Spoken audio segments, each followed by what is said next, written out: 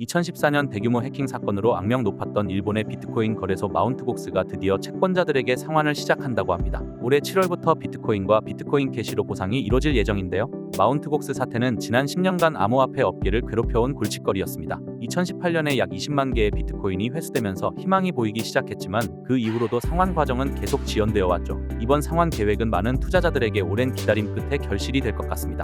마운트곡스는 총 14만 2천 개의 비트코인, 약 94억 달러에 달하는 금액을 상환해야 한다고 합니다. 이는 올해 10월 31일까지 완료되어야 하는데요. 이 규모의 비트코인이 시장에 풀리면 어떤 영향을 미칠지 업계에 이목이 집중되고 있습니다. K33 리서치의 분석가들은 이미 5월부터 상환이 시작될 수 있다고 예측했습니다.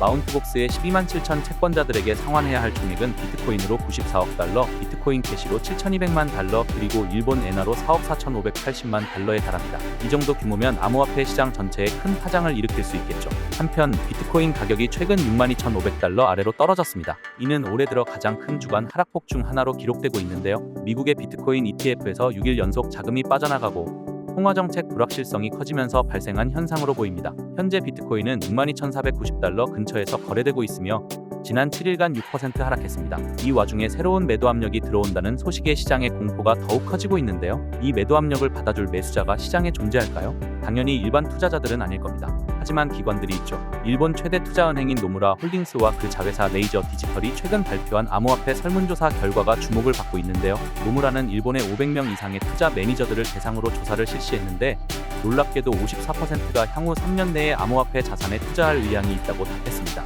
이는 마치 절반 이상의 은행들이 비트코인을 사겠다고 나선 것과 같은 충격적인 결과입니다. 암호화폐 투자를 고려 중인 응답자들은 최근 암호화폐 발전을 이끄는 요인으로 ETF, 투자 신탁, 스테이킹, 랜딩 등 새로운 금융 상품의 출시를 꼽았습니다. 반면 아직 암호화폐 투자를 고려하지 않는 기관들은 거래 상대방 위험, 높은 변동성, 규제 요건 등을 걸림돌로 지적했습니다. 이는 새로운 기술을 받아들이는 데 있어 항상 따라오는 우려사항들이라고 할 수 있겠습니다. 흥미로운 점은 25%의 응답자가 암호화폐 자산군에 대해 긍정적인 인상을 가지고 있다는 것입니다. 더욱이 62%는 암호화폐를 투자 다각화의 기회로 보고 있었습니다. 암호화폐 투자 시 선호하는 자산 배분 비율은 전체 운용자산에 의해서 5% 정도라고 합니다. 응답자들은 또한 웹 3.0 프로젝트에 대한 투자에도 관심을 보였습니다. 이는 직접 투자하거나 벤처캐피털 펀드를 통해 이루어질 수 있다고 하는데요. 이에 대비한 일본 정부도 암호화폐 정책을 빠르게 정비하고 있습니다. 올해 초 정부는 벤처캐피털 회사 등 투자 펀드가 디지털 자산을 직접 보유할 수 있도록 하는 법안을 제출했습니다. 이러한 움직임은 일본을 글로벌 암호화폐 친화 국가로 자리매김하게 할 것으로 보입니다.